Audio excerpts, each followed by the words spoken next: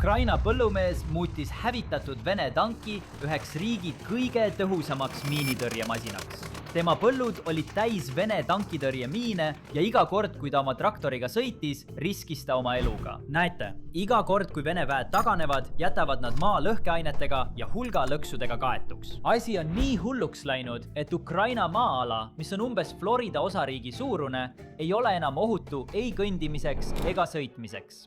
Need ohtlikud kingitused on mõeldud ukrainlaste elu põrguks muutma, et kui Venemaa ei saa maad endale, siis ei saaks seda ka ukrainlased. Mõnes piirkonnas tapsid venelased isegi terveid karju või lasid loomadel nälga surra, mis viis selliste pealkirjadeni. Ja siin tulebki mängu meie põllumees Aleksander. Ühel korral, kui ta sõitis traktoriga, sõitis ta miinile. Kuigi traktori esiosa sai tugevalt kannatada, õnneks jäid kõik seesolijad ellu. Enamik inimesi oleks end õnnelikuks pidanud ja sellega piirdunud, aga mitte Aleksander. Ta otsustas, et oli juhuslikult leidnud lahenduse. Mida ta siis tegi?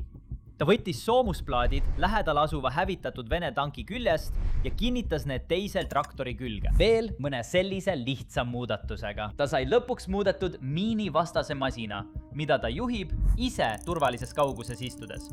Üsna nutikas, kas pole?